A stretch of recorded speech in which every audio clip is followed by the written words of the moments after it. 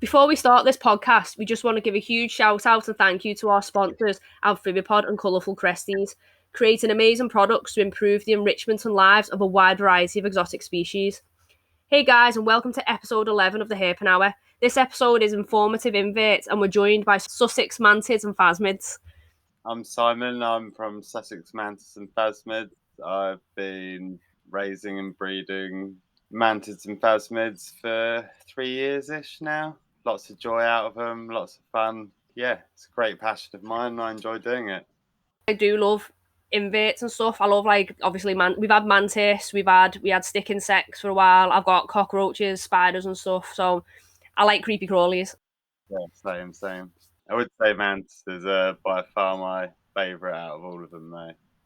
Yeah, like, there's been a few, like, I can't say they've got shifty eyes, it's more mischievous. Like, you look at a mantis and you're like, you've got mischievous eyes.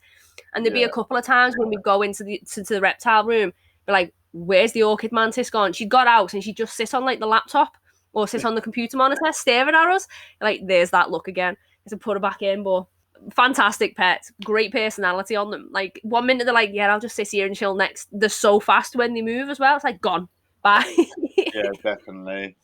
I had some glass mantises that just seem to float like a feather down to the floor when they jump off you. Oh wow, the glass ones are really cool. I do like those. Really fast and really hard to find. Never mind, if they're fast, I don't want them. Threat displays they do as well, like from this little tiny insect to some big beastly looking thing, and just the movements of the arms, it's crazy. They are amazing. It's like the spinies. They really do have attitude problems, the spinies. I had two ages ago when I had mantis. I had two. One, so chill, the chillest little thing. The other one tried to eat me if I looked at it wrong. Yeah. It was so scary. What got you into, like, keeping, like, mantids and phasmids on, like, a larger scale? So we started off with a couple of boy ghost mantises, and when we got to adult, we realised they stop eating. All they want to do is find a partner and do what they're supposed to do and recreate. And I couldn't bear it anymore, so I decided this time I will make sure I have a partner there. And the passion just kept growing, and I just kept doing more and more. And first of all, it was a hobby, and then it just went into a full-time job for a while, and it went crazy. There was I think I've had 18 species of mantis at one point. Wow. And I was able to do it because it was full-time. Now I've sort of cut back a lot, but yeah, just having them. I mean, with the phasmids, they do it themselves anyway, so it's just this constant cycle, and you just get to be there and go through the whole thing, every stage. Yeah, because obviously with mantis, you've got that the female will just turn around and devour the male in most cases. And I know people who've done, like, spiders and stuff, so they're always constantly on watch. Like, she's fed, but I'm a bit cautious about this. I don't want her to turn around and take her face off. So what do we do? Always cautious, but I've only ever actually lost 2 males to that. It's wow. Really? Thing. If there's a lot of space, the male generally can fly away, and most females can't fly. There are some that can, but generally the male's a lot lighter and he flies away. I forget that they have wings. I actually forget that they have wings. Yeah, I'd say my favourite stage is when they're sub-adult. That's when I think they're the most beautiful. Very sassy. Such a wide variety of colours and stuff in them, though, isn't there? It's just not like a bog standard thing. Like, even with the ghosts, with the just like everyone's like, oh yeah, but it's just this little leafy looking thing, and it's like, it's not. They come in a variety of shades. Oh my fascinating. God. Definitely. My ghost is pinned up there. My little green one. Oh, they're lovely. I love having them pinned as well because they just preserve so well. Yeah, they do. Yeah, I sent mine to Dead Set to get my girl pinned. She lived. My green ghost was nearly, I think, just over a year. I think she was quite close to being around the 2-year mark. To be fair, she grew really quickly at the start, and then once she sort of got to L5, she was just like, nah, I'm going to go slow now. I'm not going to molt like every second. Yeah. I sent mine to Pinsect, and I've got a Pseudocanthrops, male and female, but I've got them sort of set differently, so they haven't got their wings all out. They're set more in like their life pose.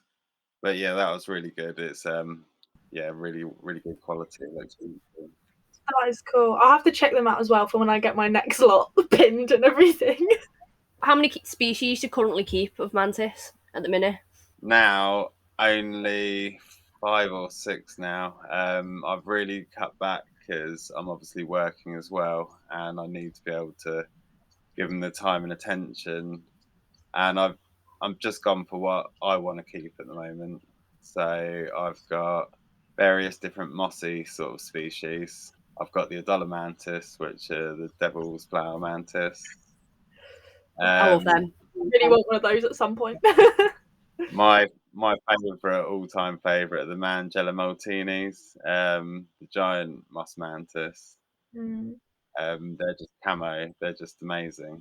And I'm lucky enough to have the Stenophilia leverbatex, I think it is, the Peruvian dragon mantis, which is really rare. I saw the pictures that you posted of them. They are so cool, so cool. They're amazing. They only actually have 6 molts each, the males and females in that species. Oh, wow. I've got a bunch of L2 and L3, and I've got one more ooth to hatch as well. They can't be inbred. If you try and pair them from the same ooth or the same bloodline, the ooths won't hatch. So I've actually had 3 different ooths so far, and I've got one more coming, and they're all different bloodlines. So I can try and keep them in the UK for maybe 3 or 4 years with that many bloodlines before needing a fresh one. So that's the plan. I anyway. didn't know that. Oh my god, this is great. This is that. I didn't know that.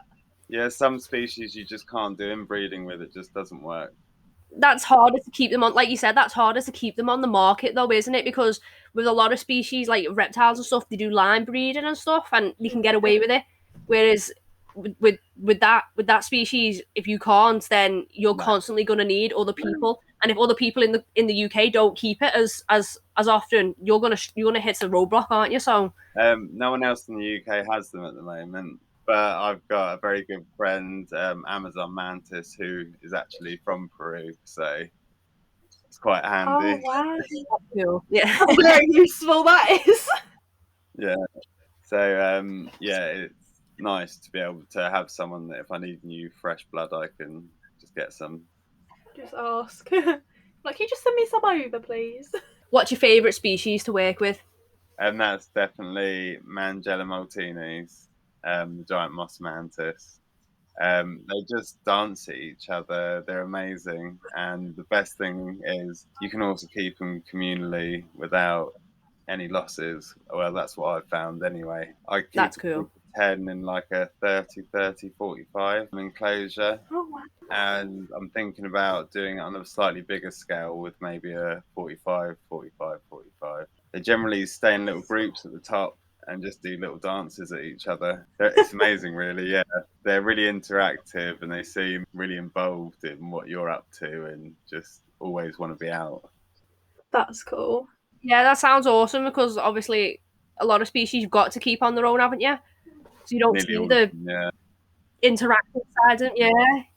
And I love if an animal is communal, I love seeing that interaction between them, because it seems so primal, but at the same time it's not. It's very intricate, and that's what I love about it. When you sit and actually watch them, there's a whole song and dance about everything they do, and that's fun. That's like they're fascinating to me. That's so cool. The dancing must be their way of communicating and talking to each other. Sort of thing. Yeah, it must be. Yeah. I mean, like say for example, a dragon, they blackbeard, don't they? When they if they see a threat. So I'm guessing it's all visual with them, because obviously if they do make noise, we can't hear it. We're not picking up any waves, but it's all very visual. So yeah, I guess maybe it moves its arm a certain way to say get away from me. Come be my friend. Come on. Just put a post up saying from now on everyone must communicate in mantis language. Yeah.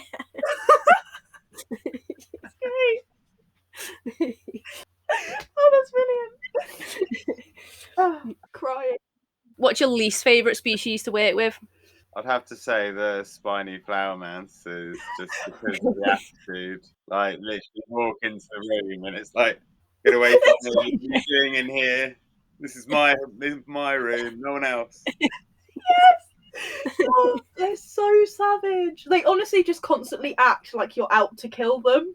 And even when you offer them food, they're still like, get that away from me. Oh my God, how dare you feed me? They're affronted by everything.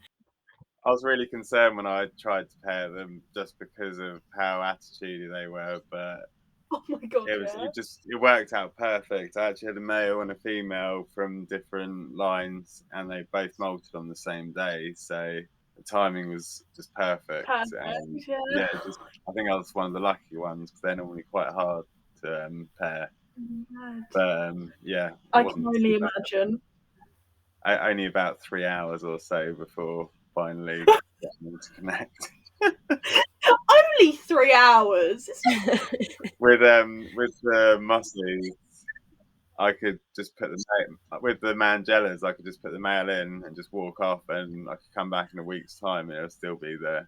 So the only reason I separate the females at adult is because I need to keep an eye on which lines are from bloodlines of which. Yeah.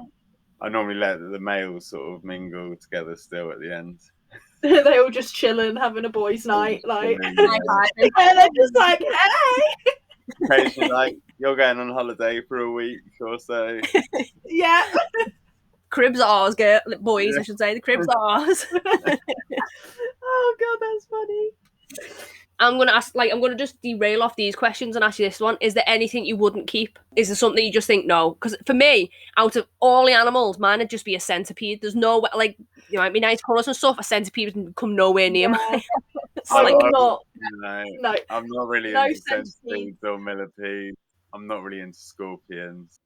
Yeah, scorpions. But the only sort of insect I really just can't stand is like wasps and hornets. Mad. I don't do centipedes or spiders. See, I'm all right with spiders. So one time I asked my mum to knit round mine because I was going to be out late, and I was like, just go do a little check for me and everything. And I got this phone call. I was like, what's up? So she'd gone into my house, then walked back out, shut my living room, and then locked the door. And she was like, has your spider escaped? And I was like, no, why? And she's like, why is there a spider in a yellow bowl? And I was like, what are you talking about?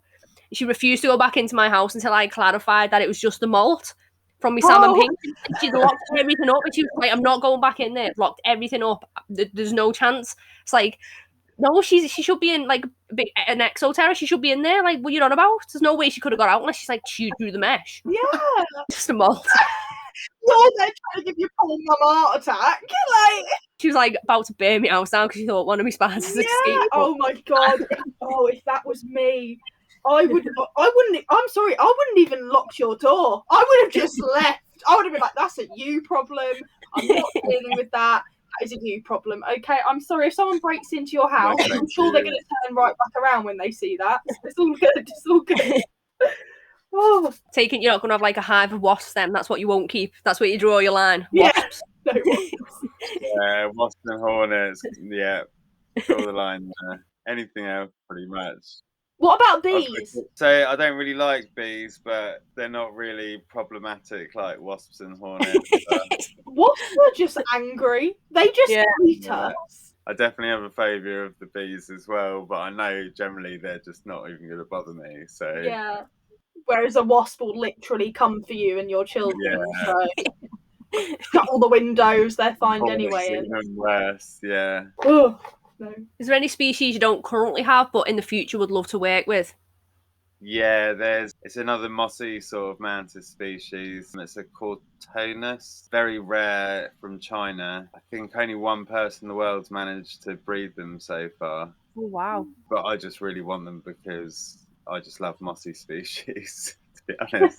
The things I've got now are lots of mossy species, dragons and the devils. And that's pretty much sort of what I'm keeping at the moment. Aren't the devils super hard to keep in captivity? Like, if you like one thing's off, one parameter's off, it can just annihilate it within hours.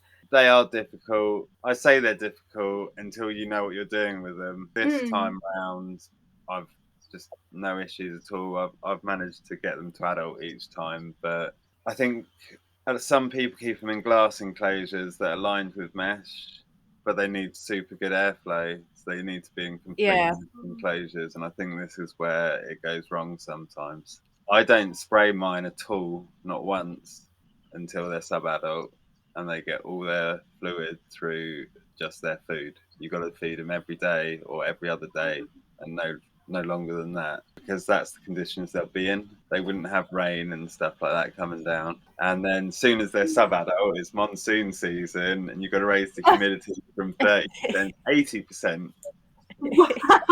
It's like a huge dive, that, isn't it? Yeah. Yeah, so before I got a Swell Reptiles enclosure, which is half mesh, half glass, or should I say 3/4 mesh, and that worked really well. This time I sort of clean filmed and used some other bits and pieces to make the mesh enclosure slightly less meshy, but still leaving a lot, just to help hold that humidity in. But yeah, it's going well so far. I've had female molt to adult 3 weeks ago and a male about 3 days ago, so it's going well with them. Like when I first got into mantids and stuff, I wanted a devil so bad. Like just the way they look, they're just so fascinating.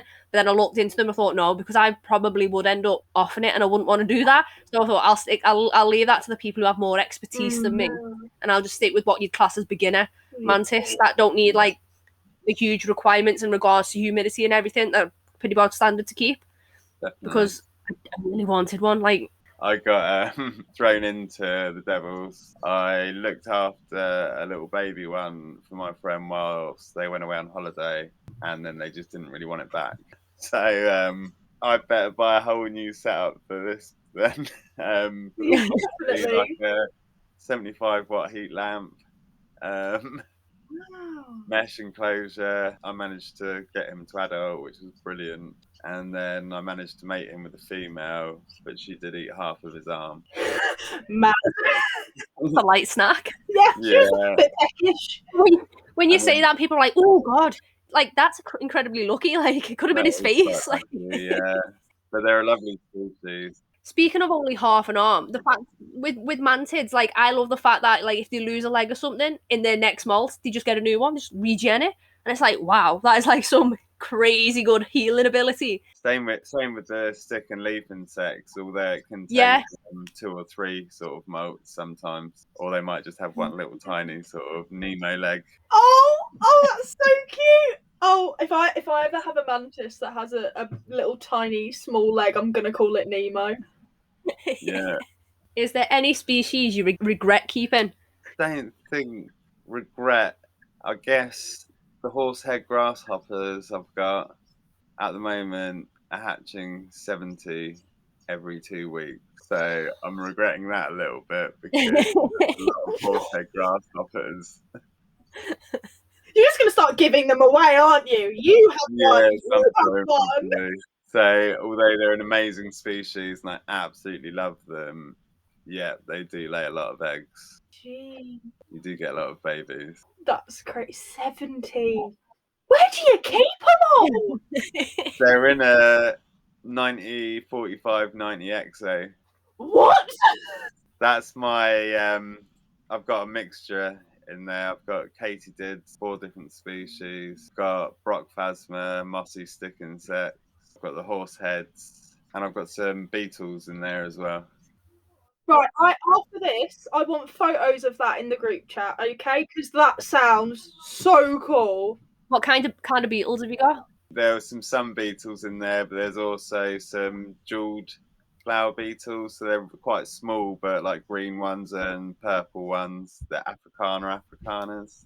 We've got a bunch of sun beetles because what we tend to do is we'll buy fruit grubs with the intention of feeding them to the dragons. And then we'll just like forget a tub somewhere. We've even got it. And then when we go back, it's like these sun beetles are just roaming around. It's like, right, Mike, put them in the exoterra. Off they go. Yeah. There's a lot of yeah, go do your thing. Go do your thing. Yeah, I think my beardie's nearly big enough to start eating the grubs.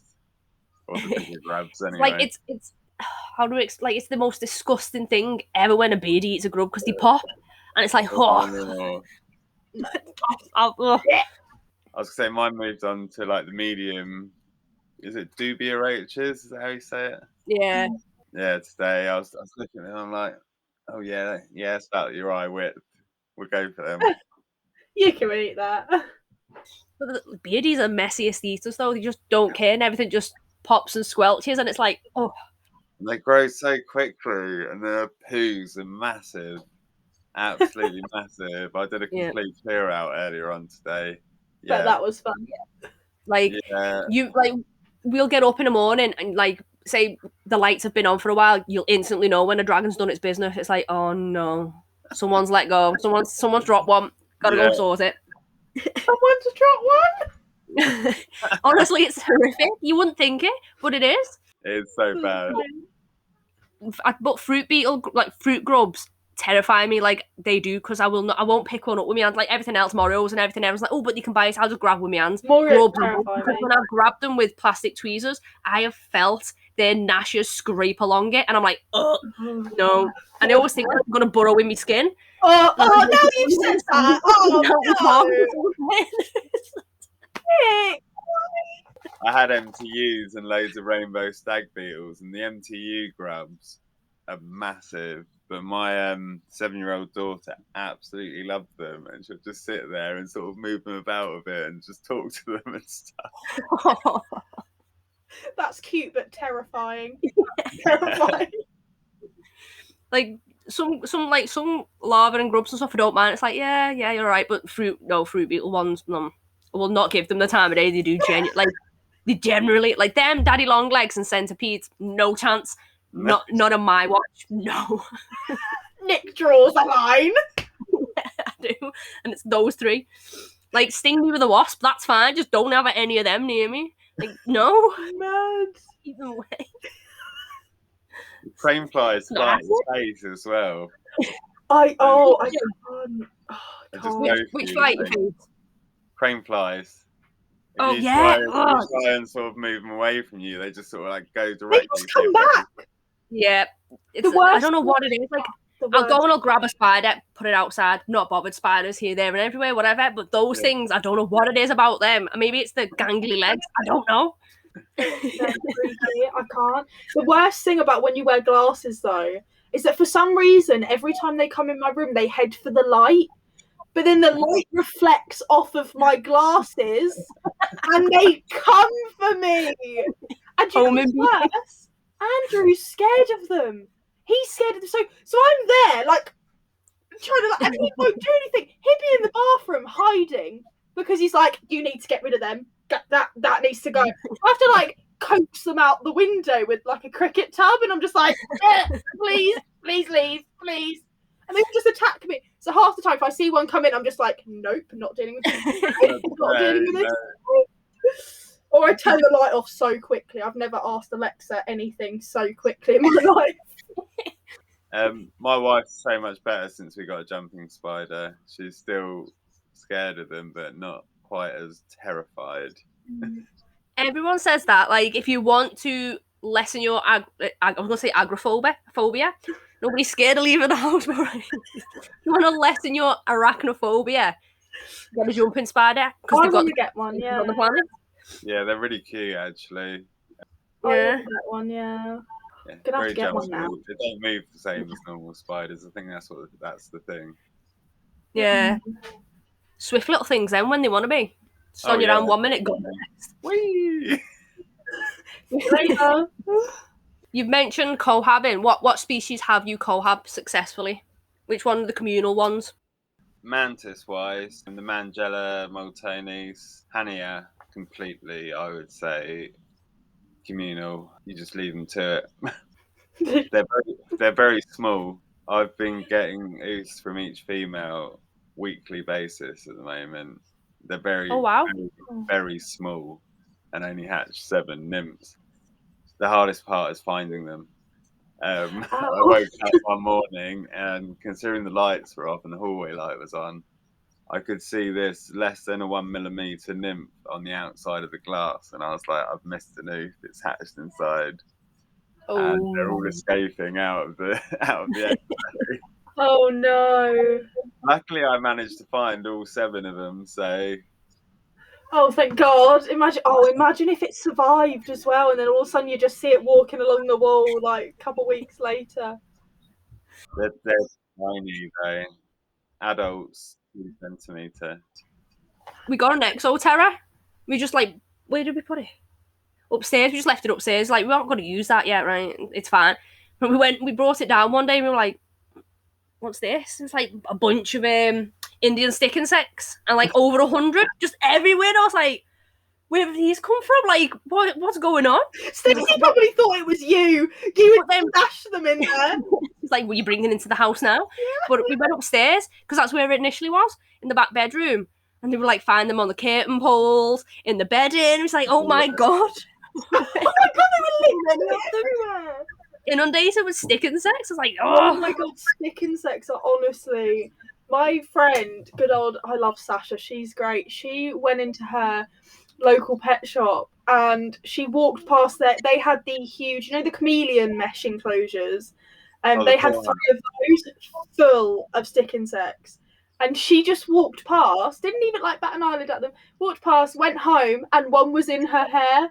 So she had this stick insect, and then I'm pretty sure its name was Nano. And honestly, I was so invested in Nano's story. He lost a leg at one point, I'm pretty sure. I was so I honestly shed a tear when he passed away. Like, it was really sad. Trying to start a better life or what? I'm out of here. Oh God, I'm gonna cry about it now. Like, honestly. I also keep my dart frogs with the morning geckos, so I can have them as well. Oh yes. Cool. I do love the morning gecko and dart frog tanks. I've got 6 eggs now. I'm guessing in about a week and a half I'll have 2 more eggs and 2 hatch. I'm literally currently sitting next to my morning gecko hatching tank. It's got 10 eggs in at the minute. And just before we started this podcast, 2 hatched. That's why they're in here. I kind of went into panic mode because I was trying to set up for this and I saw them and I was like, oh my God, I need to find a tub quickly, grab them quickly and like put them in a tub and like, you guys can just chill there until I can go upstairs and put you in like the larger, like the tub I have for my morning geckos. But honestly, I was not expecting to see one. But yeah, there's still about 10 eggs in that tank. And they moved into their new one, I think about a month ago. And on the night I moved them in, one of them has laid a clutch of eggs right by the door. It is literally, when you open the door, it is so close to hitting them, but it just makes it so we have to be so careful when opening the door. But now they're all eggs all along the back of it, and I don't want to know if there's any hidden in the background. I don't want to know. Okay, I don't. Mine are in the little under the vent, just under the doors. Oh yeah, I have some under the vents as well. Yeah, that's their favourite place to lay there. Pretty much all the eggs in this tank are under that lip now. They like the back of the tank and the lip. I don't find that my girls tend to lay on the glass. It's only really Dale that tends to just be annoying and lay them on the door. Yeah. My Cresties always sitting on the door on both bits, so it's like, how can I open this? Oh, I hate it when they do that. The door spread. I always just open their back, like whatever their back legs are on, or just open one side and they just grab hold of the door. Yeah. I do that. It tends to be me male, so the first thing that pops out is Cresties, like straight at me, and I'm like, ah! Yeah. I'm like, put those away, boy. Put those away. Rude. So bad. Like, look at me. I'm a big manly man. Check me out. Check me out. Do you know what I had the other day? I had 2 males opposite each other in tanks, right? So I have one rack, this rack next to me, and then the main rack is opposite me. And I had 2 male tanks. Look, they were literally having like a bowl off. Honestly, they both were there in the exact same position with their just wiping them across the door. I was literally came in and I was like, what is going on here? Like, excuse me. The colourful life of Cresties. Yeah, illustrated by males. Yeah, definitely. I definitely love to do odd things. Don't you? What projects are you currently working on? the main thing is obviously the dragon mantises. That's the main project at the moment. It's just being successful with them, I guess, is the hard bit. There's not that much info out on them. I'm quite lucky. I've worked out I've got 3 females and 4 males at the moment, and I can have them all paired up unrelated as well. That's so cool. I've just got to get them there. Really, it's hard. It's hard. It's the unknown, really. I believe in you. I believe in you. I reckon I can get it done. It's just when there's really any info in there, it's just hard. I believe in you. With the glass mantis, it's the only mantis I didn't send out with a care sheet because I haven't had its whole life cycle, so I can't really write a care sheet for it because I don't know. So do your care sheets? Do you do them from your own personal experience instead of the bog standard general? That's awesome. That is really good. Links to heating equipment, enclosures, and stuff like that. So when we did them, me and my wife were like, "What are all the things we wanted to know and just didn't know and didn't get given when we first started?" And we were like, we didn't know what lamps to use, what heating, what size enclosures, where to get them from. I guess it's that whole thing when we started out with lizards and reptiles again, like what UVB do we need? What percentage? How much is getting blocked by the mesh? Are they going to get enough? It's all that sort of thing. So we tried to answer all questions on there, even down to say my Mangella can get fussy as eaters. So there's fire brats, which you use instead of flies, which are a lot like silverfish that you see in the bath, but the opposite, they just like it hot and dry.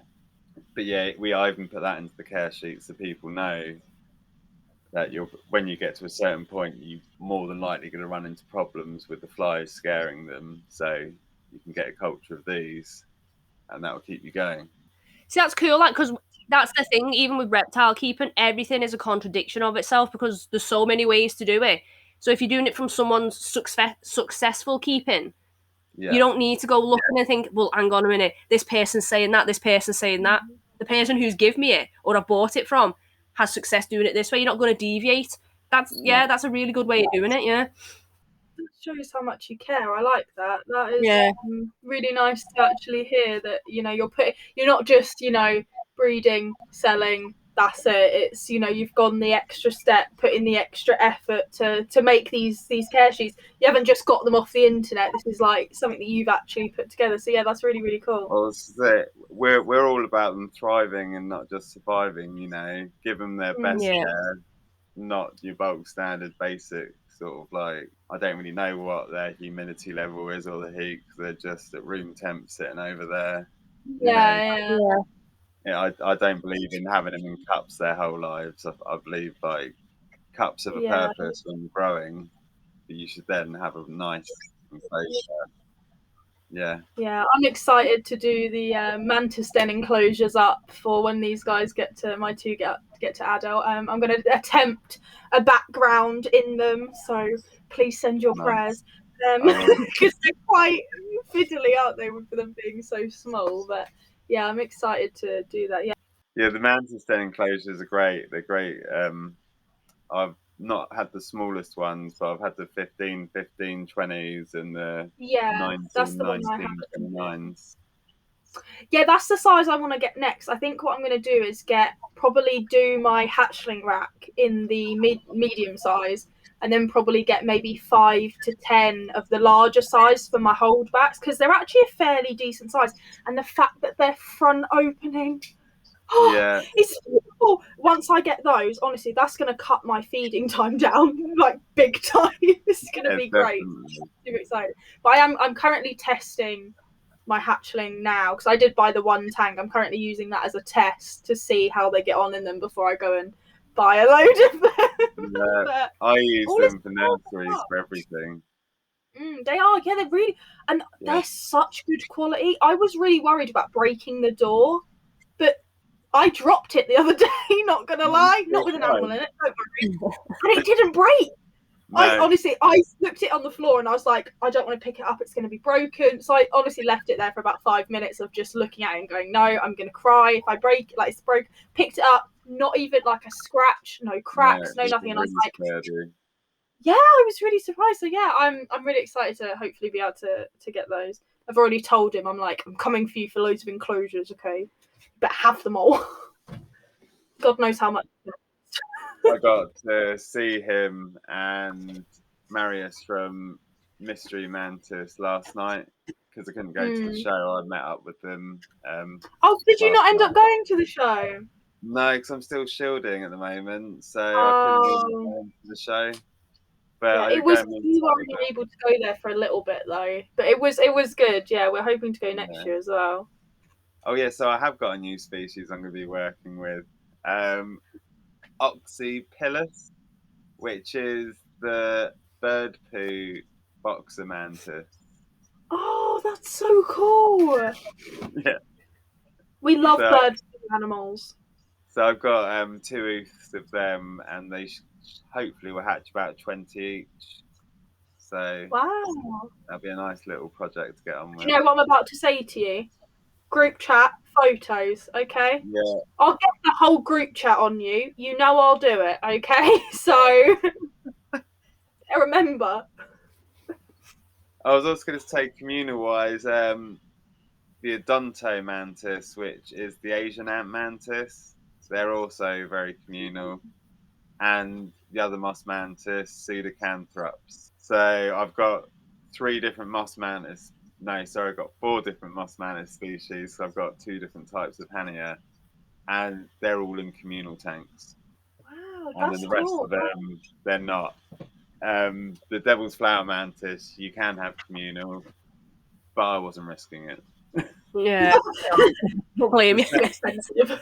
The same with the Peruvian dragon mantises. You can have them communal apparently, but they are ridiculously expensive. I can only imagine.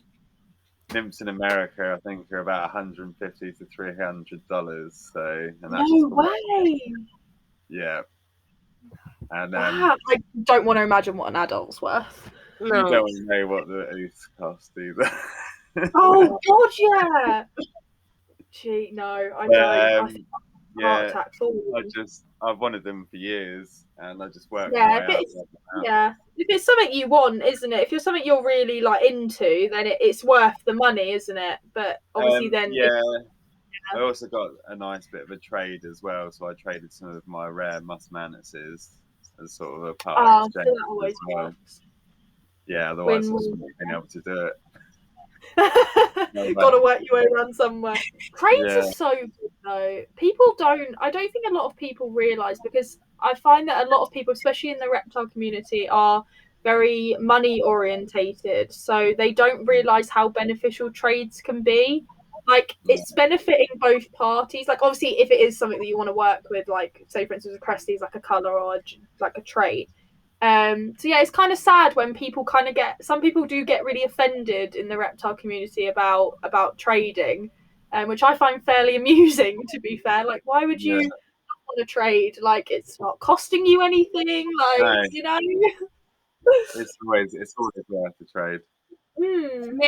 Like, if I see, like, the types of trade I don't like is somebody goes, oh, I've got a leopard gecko here, but I want to trade it for like a tegu. Or a monitor. Really gets on my nerves. It's like, what? But like, if you're helping somebody else with their passion and their enjoyment in the hobby, but you're obviously they're helping you as well, then you definitely go for it, because it's beneficial on both parts. You're giving yourself that little bit of enjoyment, and you're helping somebody else, especially if it's rarer. It's like, for example, in their country, if it's rarer for them, why not go for it? Yeah, exactly. I think a lot of people just aren't as willing to. A lot of people don't want to see other people be better than them. So I think a lot of people are quite put off. Well, an example of that is that Cortonus mantis I found someone with an ooth. They wanted €4,000 for an ooth. And I was like, no way. I wouldn't even pay that for the other rare dragon mantises, which I think you can get for about $1,000 for an ooth. So mad. That's And madness. like, I think I'll leave that. Thank you. That's crazy. That. Also, he's the only person that's ever bred them in captivity, so it's like, so the chances of me successfully breeding him are pretty slim, especially from the same move. So I'd need at least 2 of them. So it's just like, it's just not going to happen. You're crazy if you think someone's going to pay that. Yeah, especially if they're the first person as well, because they pretty much can set the market to what they want. But they can, but Ennis was the first to breed Toxtera, the Brazilian dragon mantis, the really big ones. And again, as I said, only $1,000 for an oof of them. So yeah, it all depends on the person, doesn't it? You know, that's reasonable. Yeah.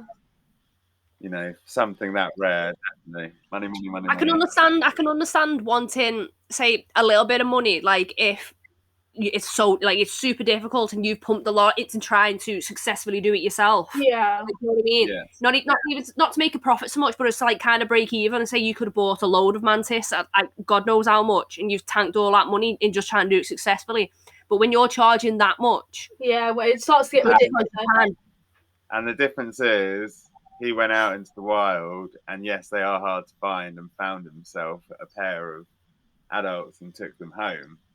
So, how much does it actually cost him to get to that? Yeah, you have to kind of put all those things together, don't you? And that kind of makes you work out what their ethics are. Cost money to go on an expedition and stuff. It's not going to be cheap, but to put that price tag on something that's going to live 12 to 18 months is you've got to take into account the lifespan as well. And people think the dragon mantises are, say, £100 each is expensive, which it is, but they're super rare. They're rare, and they're cool. And they are really cool, actually. Yeah, really cool. Mossies are still my favourite, but they're definitely a close runner-up. Quick intermission to let you know the code for some awesome discounts with our amazing sponsors. Amphibipod are offering 5% off with orders under £20 with the code HerpingPod5 and 10% off orders over £20 using code HerpingPod10. Colourful Cresties are offering 10% off orders over £15 using the code THHPodcast10. Be sure to check them out and give them some support and love. What species would you recommend for a beginner species, for someone who loves mantis and just wants to get into the game? Or phasmids? So I would say probably a giant Asian. For one, they don't need a great deal of extra heat, and their humidity levels are low, so you'd probably spray them maybe 2 to 3 times a week just for a drink. The other thing is they're quite a large mantis as well, whereas some of the smaller ones are a bit harder to handle. A lot of people recommend ghosts because ghosts are medium sort of size and they are really nice mantises, but I don't, because they can have feeding problems and can be well known for having feeding problems. So ours did. He was so fussy. So giant Asians, budwings. Again, I wouldn't recommend a spiny as a beginner mantis because they need super good airflow and low humidity again. So sort of 2 to 3 times a week spray. But it's difficult to say because if you've kept things that require humidity levels, then I would say you can probably go for most things like an orchid. So if you've kept reptiles and you have to keep humidity levels for them, having an orchid is going to be no different for you to having a giant Asian. But if you've never dealt with anything with humidity, it's definitely easier to start with something you don't have to worry too much about. Something that's more robust. Less easy to destroy. Orchids are Stacey's absolute favourite. Stacey loves orchids. I was so close to getting an orchid from Kelly today. I was like, I really want one. Because I got 2 orchids before and both of them ended up being boys, and I want to experience growing a female. The size difference in them, you wouldn't even think it, but so big, the female, so big. And they've got the most mischievous eyes of all mantids, them. You just look at you like, I'm going to cause you so many problems. Watch me just escape. I told you earlier, like, he escapes and just sit on the monitor in the reptile room, just staring at us like, yo. Like, looking around for ages, like, where's she gone? Where's she gone? We've lost her.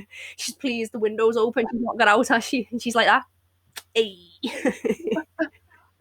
I was about to feed a new hatch of orchids years ago now. And I went out of the room to go and get something. I said to my missus, just leave it. I'll do it in a minute because I can just get the corner up and get the flies in. I came back in the room and they were all over her, in her hair everywhere, about 80 of them, just completely covered. I had to carefully pick each one up and get it back in the pot. And I said, I told you just to let me feed them because I couldn't get them in without anything escaping. When orchids are born, right, they come out red and black. Yeah. Did anyone watch that like Powerpuff Girls and they had the devil? The devil. Remind me of the devil out of Powerpuff Girls when they first hatch. I'm like, oh my god. Yes. Yeah, Helvia as well. They're lovely. The yellow ones. Oh yeah, the yellow ones are cool. Yeah, I don't keep them anymore, but yeah, they were lovely. What do you prefer working with, the mantids or the phasmids? I've always preferred working with the mantises. The phasmids have been my wife's thing, because we sort of do it together. As much as I love all of them as well. You just get more interaction with mantises, I find. Although, like, you can obviously get a lot of interaction and love and care with stick insects, leaf insects, and all of that.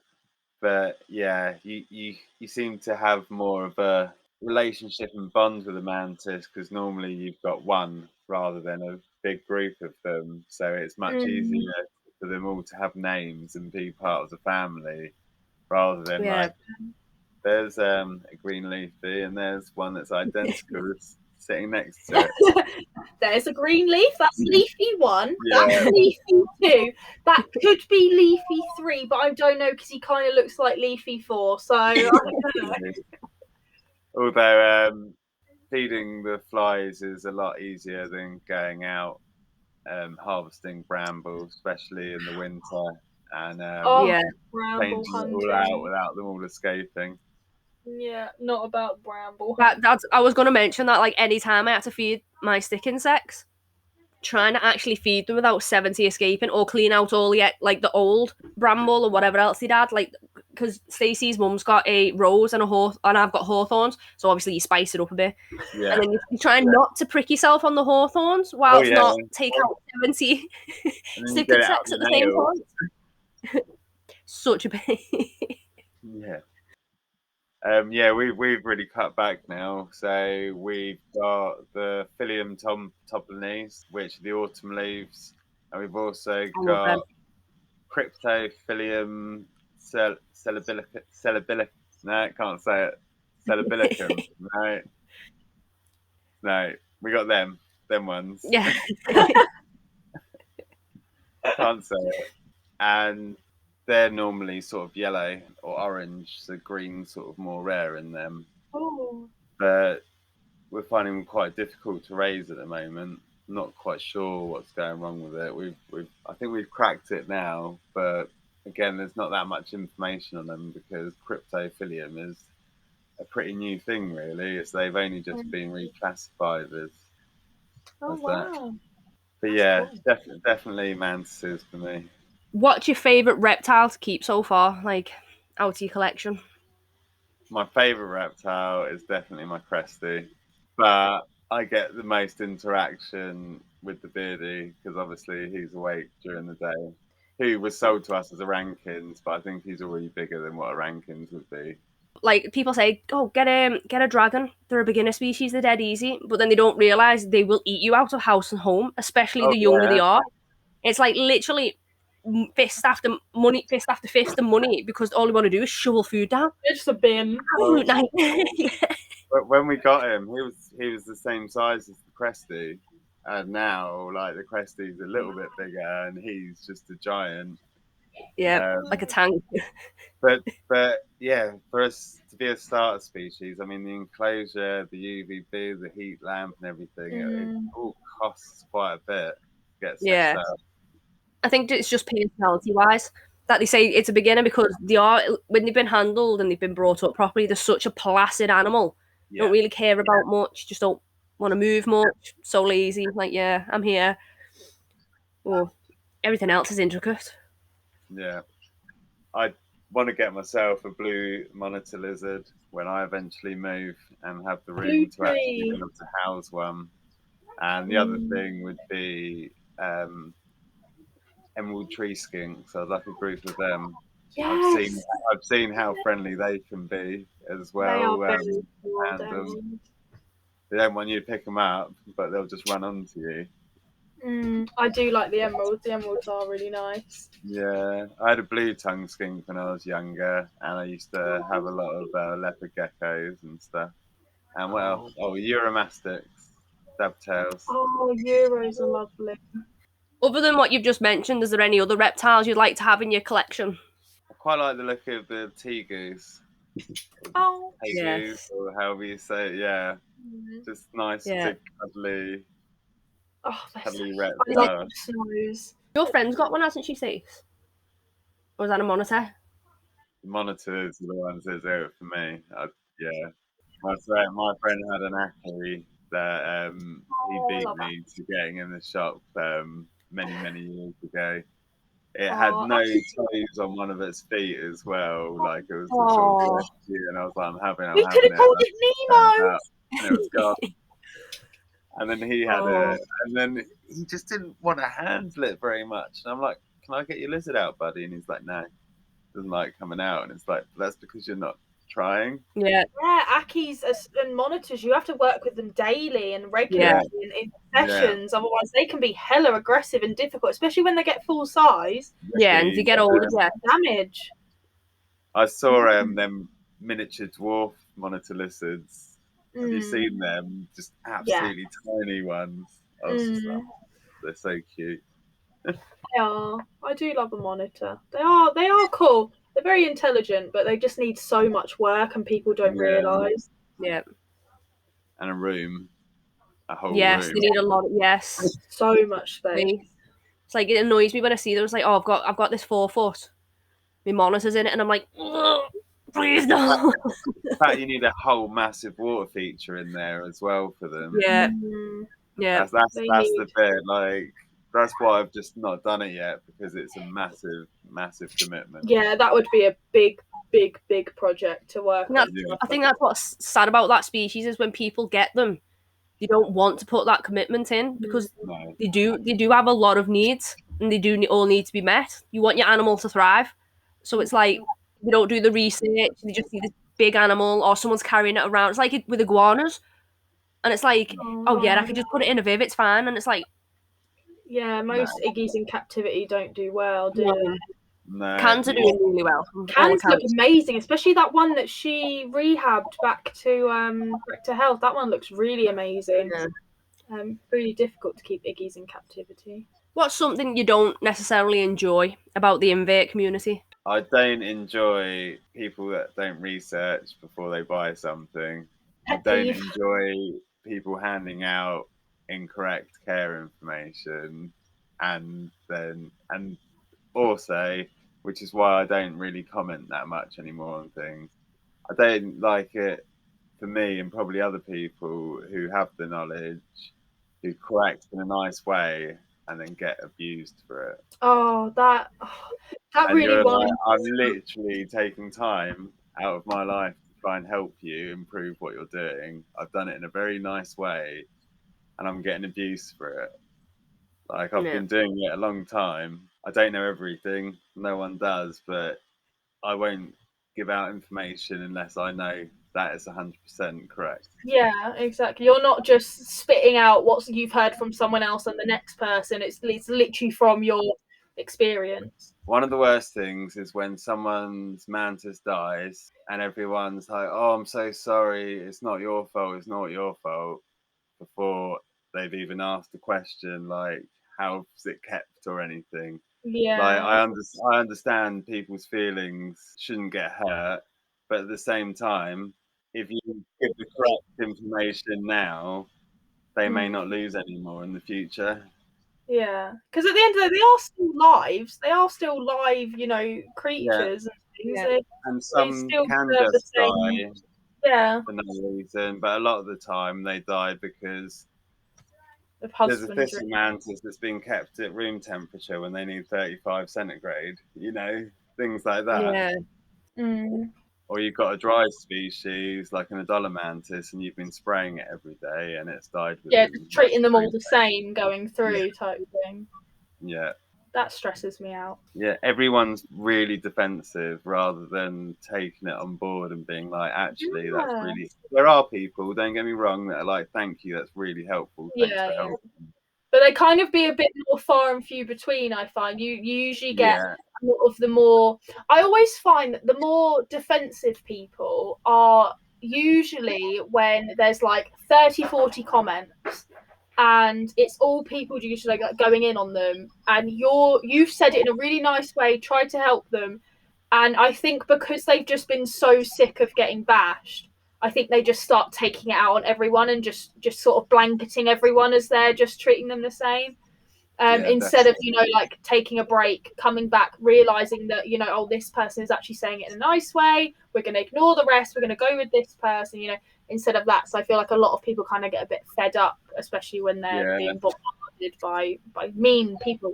Generally only give care advice in private messages now. Like if someone wants to contact me themselves, I'm more than happy to work with them, but yeah, I try not to get too involved with the because sometimes you end up getting bashed. Sometimes you comment something, and if it goes against like the comment above, that person comes to you. I've had that before. Like I've had that before with UV, and people were like in the Cresties side, and they're like, "Oh no, it's perfectly fine to sit your 7% shade dweller on top of the mesh," and I'm like, "I have an actual solar meter, and you're overexposing your Crestie. Like you are literally blasting that animal to the surface of the sun. Like please believe when I say raise the UV, like." Lift it up or get the new 2.4% because it was at the time they just released the arboreal species version. I'm like, no, well, it's always worked for me. Well, I'm glad that your gecko is not currently blind yet, but if you give the good advice along the way, like if you give the good advice, like now, you prevent further down the line your animal being blind. Yeah, definitely. It's always a fun one. People obviously also don't tend to realise that they tend to leave like the top of the tank very empty because they're like, I don't want to block the light. I don't want to block the light. But like that's kind of the whole point.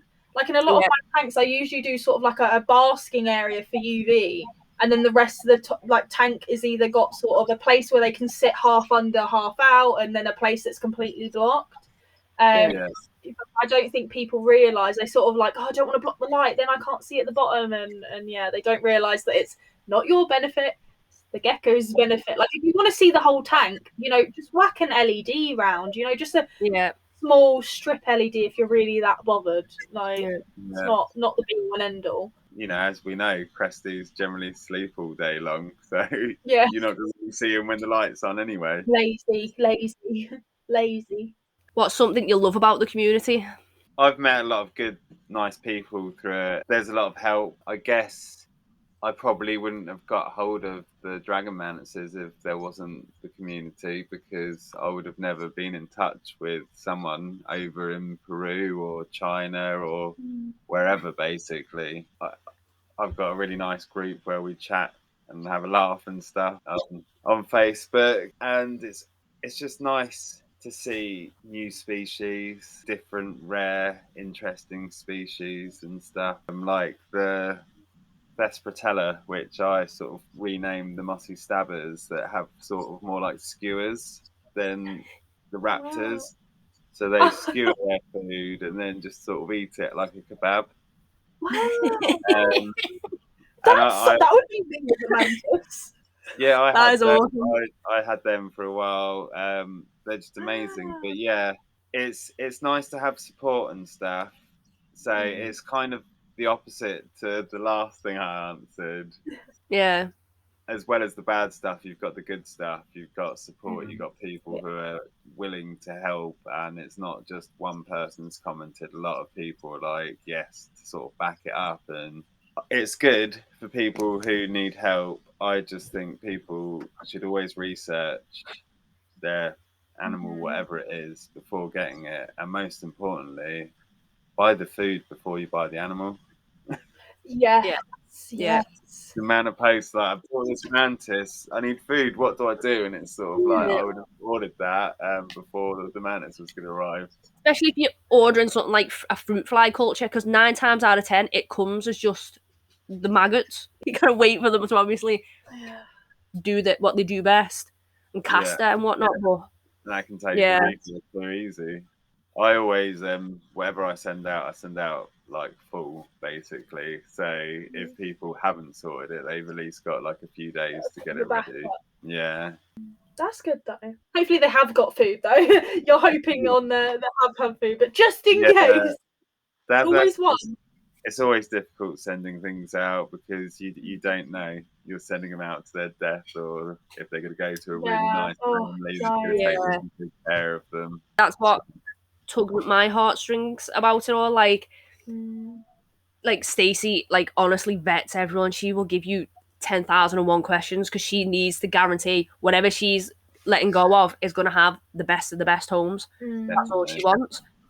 So I'm like all the time because it's like, what situation is this animal going to? Like, and like give Stacey due that she gets updates on all of her animals. I always see it popping up. Hey, have you seen this such and such now? What's on called Eggs the other day? Check out Eggs. Look how Eggs is doing. You know, like one of the Leos.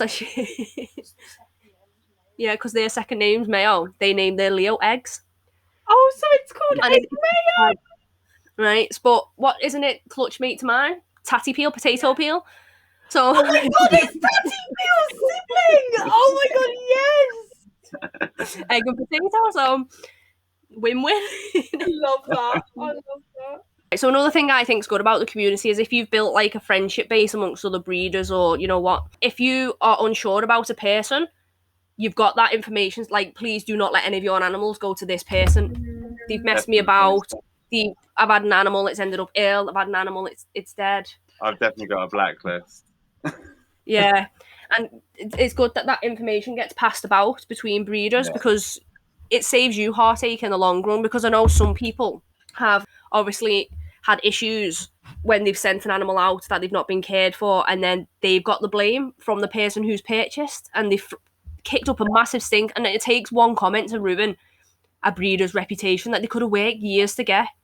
And then it just spreads like wildfire then, like, oh yeah, well, I'm not going to deal with this person because such and such says this and I don't want to risk it. I've had 2 people ever say that they've had something arrive dead. One that wasn't willing to provide photo proof, and one that provided photo proof where the mantis was quite clearly alive in the photo.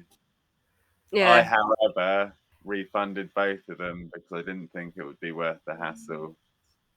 Yeah, sometimes it's just not, sometimes it's just not worth arguing with people. Like, I just thought, I'll just refund you. It's not worth the hassle and the time and the argument. Yeah. People forget that. Like, you could have spent years and years working to get a good name for yourself. Like, you can trust me. I care about my animals' welfare and where they're going, and that they get to you and live a long life. And they're like, well, I don't care about that. I've got my knickers in a twist. I'm just going to say whatever I want. Yeah. And the community, if you've made like good friends within the breeder community and you put out solid information as a breeder yourself, like this is the best. If you're going for a naturalistic setup, this is the best way you can do it. If you're going for a sterile setup, because you're erring on the side of caution because of obviously impaction scares and stuff. If you're giving out that information, you kind of build it up for yourself. I feel everyone should give out care sheets with anything they sell. That's my opinion. And I found from the beginning of when I started doing this to now, no one really does it. No one really sends the care sheets out. And it's a responsibility as breeders to try and give the best start for these animals, I think.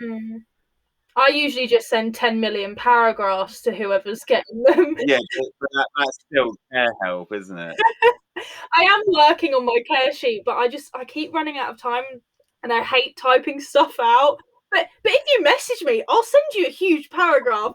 But typing on the computer, I'm just like, no, I don't want to do it. So we don't breed mantis and stuff, but when Stacey sends an animal out, she's got care sheets with all, obviously, if you're wanting to do the naturalistic way with the proper UV and everything, this is how you set it up, this is where you do it, these are the temperatures, the humidity, and it should be a standard. It should be a standard, as you said, because not everybody comes into the game knowing everything. No. And you're potentially sending that animal off to someone who means the best, but doesn't have solid fact-based evidence there to give them a good setup, and you're sending that animal to their doom, unintentional by the owner, because you've not took the time out to explain things properly and sit down or give a care sheet out and say, look, for this animal, for the best chance of this animal to thrive, you need to do it this way. Yeah. There are other ways to do it, and if you want to know about those other ways, I'm happy to walk through them with you as well. For example, like obviously with your dragons, there's multiple ways to keep them, not in the ways of UV and stuff, but the substrates and everything. Yeah. Give them all possible scenarios, because don't want to sound awful, pet shops get a lot of flack. Why can't private breeders, hobbyist breeders, why do they get a pass just because they're private hobbyist breeder? Like, why do they suddenly get a pass? You should be putting that effort in and saying, look, that's how you do it. You should be willing to answer questions regardless of how many there are. You should be willing to do those things, because at the end of the day, if you're going to breed these things, whether it be mantids, reptiles, dogs, cats, rabbits, you need to be putting in the extra work to ensure that they are going to a really good home, are going to a place where they're not going to be injured and things like that. And if you're not bothered, you shouldn't really be doing it, should you? Like, I'm always happy to answer questions regardless of what it's about. And if I can't answer you, I'll send you to about 10 different people that can answer. Like, you know, it's just how it is. I find I'm answering questions constantly on a daily basis, and a lot of the time they haven't even purchased the mantis from me, which is fine. But it's just sort of like, why you got information from where you got it from. Yeah, well, that's what means. Well, because me and Stace, on those people, me and Stace tag team, so she'll be like, I'll answer them ones for her, because if it's something Stacey's produced, I don't know all the answers because the Stacey's animals. I'll help with the care and stuff, but she knows the ins and outs like a back of her hand, so she'll deal with all them. But to obviously ease up her workload, I'll answer, so someone will come with, I've got a Crestie, and I don't know this, and I'll happily sit there and talk to them about it. I don't personally breed, but I'll talk to you about it. You might not have got this animal from Stace. Doesn't bother me. I'll help you, because at the end of the day, that animal will only suffer if you don't. Like, put your ego aside. Yeah, that's why I do it. People don't realise that even if they don't, like you just said, it shouldn't be that, oh, they haven't bought from me, I'm not helping you. It should be, like you said, right, you haven't purchased this from me, you've purchased it from someone else. I'm happy to help you, but why is the person you're buying from not answering your questions? And then that's where, you know, people need to be spoken to, and someone needs to say something and be like, look, why are you not helping these people that are taking on your animals, taking on your inverts and things like that? And if that person goes, well, it's not my problem, they should do their own research. It should be down to them. It's like, well, you're going wrong there, because there's so much online that is, you know, very outdated, very, very outdated, especially on like the Cresties, the Beardies, the Leos, things like that, very outdated stuff. And even Googling, even when I Google stuff, sometimes I end up finding stuff that's just so old, and you're like, how is this still here? Like, you know, but that's what Google's for. And if you're not willing to answer everyone's questions, you shouldn't really be doing it, you know. And it's not really something that you're not really invested in what you're doing. You don't really care about where they're going, because it's not just about the, you know, raising it, pairing it, producing it, you know, feeding it, all that. It's also about the aftercare as well, of where's that animal going in 2 to 3 months. I need to check in on that animal. Is it doing okay? Does it need to come back to me? Do they need any help? Do they have any questions? You know, constant follow-ups and things like that is just as important as raising and growing them on, to me. Definitely, it's all about care and aftercare. Yeah. Especially if it's something you've produced as well. You need to take pride in that. Like, if it was something I produced, I want to know that the animal is thriving and okay, because nobody wants to cut like, oh, well, it's died after a month, and it's like, nobody wants to do that. Like, yeah, exactly. Like, especially if you put the time and effort in to make sure it's at the point that it's thrived. to the point where, yep, off you go. And not just got to like, oh yeah, it's dawdled along to that point. No, I pushed my hardest to get it as best it can be for it to go out. I want to make sure it lives a happy, long life. Yeah. Because it is a lot of work and time that you put into them. Because I know with some Leos, they just don't eat. They won't eat. You have to coax them to eat. And obviously once they get started, they're fine. But it's that handling time and every night trying to get them to eat 1 or 2 mealies, 1 or 2 locusts, whatever. So as a finishing question, is there any advice you'd give to anyone who's just entering the world of Mantis and Phasmids? Research is your best friend. I'd say you want to think about what you want out of your mantis. I guess what it looks like, the size of it. You need to work out if you can afford the housing, the lighting, the food. It's not a massive cost to get set up properly with the mantis, but it's essential that you get everything, like be it a heat lamp, heat mat with a thermostat to control it.